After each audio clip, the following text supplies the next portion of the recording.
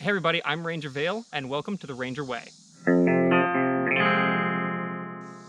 So the idea for the channel is to demonstrate the skills of a ranger in a way that people will be both entertained and informed. So we will try and explain the skills as best as we can, but remember that this is only one school of thought, and there's different ways of doing stuff like this. The word ranger comes from Tolkien, who kind of used it first in the literature.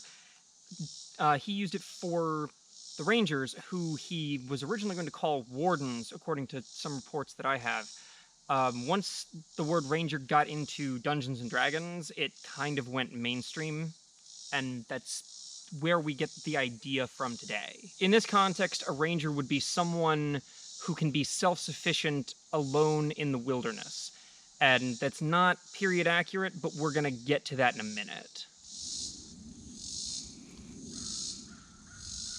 So ranger would likely be proficient in a number of different skills, including wood and leather working, archery, actual woodwork, working with different kinds of weaponry, probably mainly light weapons, tracking, stealth, knowledge of medicinal and edible plants, although we're not going to go into edible plants too much because it can be very, very dangerous. Working with animals, which again isn't a super big thing, but important to talk about. But also things like espionage and good scouting tactics and things like that. They would also wear drab colors like the greens and browns that I wear. Short answer, absolutely not. Long answer, kinda, not really, but a little bit.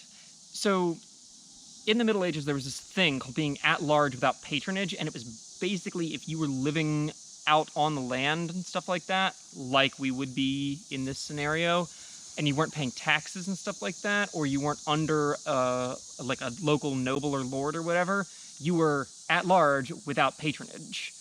And that was a crime, so you got in trouble for that. Obviously, you don't want to do that. To make things easier, we're actually going to define a new term, which is setting appropriate. The idea being that while none of this is strictly historically accurate, and I'll talk about what is and what isn't per video, we will try and stick to all period accurate materials and techniques and things like that. So while we're not strictly period accurate, we're very close. We are setting appropriate. Yes, we will, actually. I'm with a medieval reenactment group called the Adrian Empire, and we teach through experience. So I'll be able to go to other people in the organization and talk to them about things that they know how to do that I don't, and different aspects of medieval life, because I really only play one minor part.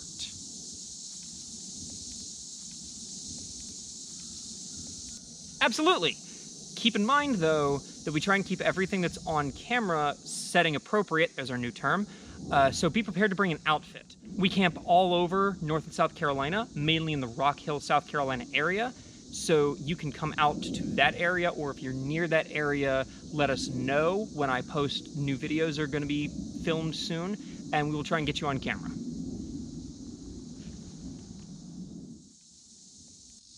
I'll be trying for one video a month, but there's a lot going on in my life right now, and I'm not entirely sure what I'll be able to do. The plan is for one video a month, though.